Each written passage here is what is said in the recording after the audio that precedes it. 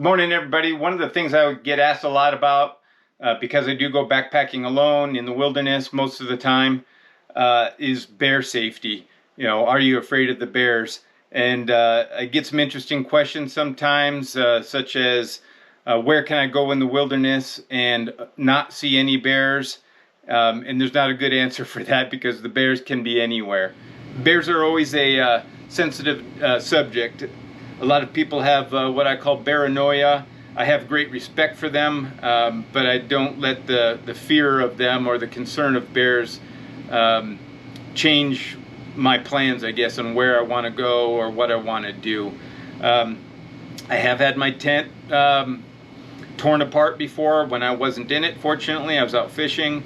I have been bluff charged by bears, you know, and I have kind of had little standoffs with bears, but fortunately I've never had to discharge either my firearm or my bear spray, but I definitely give them a wide berth when I know they're in the area or when I see them or hear them. But definitely have to keep my head on a swivel in some of the places I go when I see bear sign or when I'm in dense vegetation. I'll certainly try to make as much noise as I can. I pay attention to wind direction to make sure I'm in the, you know, got the best possible scenario I can to give them an opportunity to wind me before I get close enough to either see them or hear them even. So I do take a few precautions, carry some special gear just for the bear safety, and that's what I'm going to talk about today. The first thing I'd say is most important and required in a lot of places, so check your regulations, is hanging your food. So I showed this bag before. It is my food bag I normally use. I do have my rope in it, and I carry it near the top of my backpack. So when I get to camp, first thing I do is set up the tent usually. But one of the first things I do is I hang this. So I'll open it up, I'll take the rope out, throw it over a limb and hang it. You know, there are some thoughts as to how far away from your camp, or some requirements sometimes on how far to be away from your camp, and also where you hang it in the tree. So for instance, in the wilderness area here, the recommendation or the requirement is 10 feet off the ground and at least 4 feet from the main trunk of the tree. So if an animal does climb the tree, that they can't reach it either from the tree or from the ground as well. So I use just a simple watertight bag, and you know, I keep everything in there, all my food, all my toiletries, anything that might have scent to it, whether it be chapstick, toothpaste, deodorant, that sort of stuff, all goes in my food bag.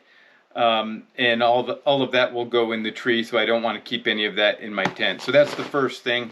One of the alternatives I should mention for the food bag is a lot of the times up in the wilderness I'm over 10,000 feet, and so there are no trees to hang. So you can get creative if you're near a lake and there's rock cliffs or things like that. You can hang it off a cliff, hang it over the water, but there may be times where that's not possible either.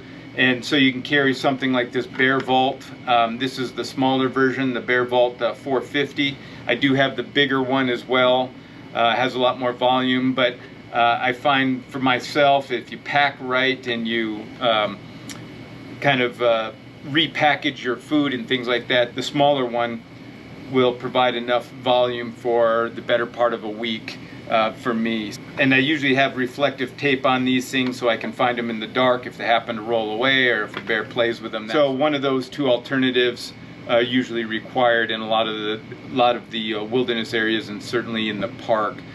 The next thing, and you may have heard this in one of my recent videos as I was taking footage as I was walking, but I do carry a bear bell on one of my trekking poles. So and it's just a nifty little one. It has a magnet and a little net, so when you don't want it to make noise, it won't make much noise because the magnet holds the little metal ball in it, so it doesn't rattle too much. And then if I'm in an area where I do want to make noise, I just pull off the little net, and then it makes a lot of noise. And so every time that my trekking pole hits the ground, it rattles. If you're traveling with partners and you're doing a lot of talking, that's very helpful also. But in a lot of the real brushy areas, obviously you don't want to sneak up on a bear or accidentally get in on it and spook it. So that bear bell, I think, does provide a lot of help. So I keep that actually on my left one.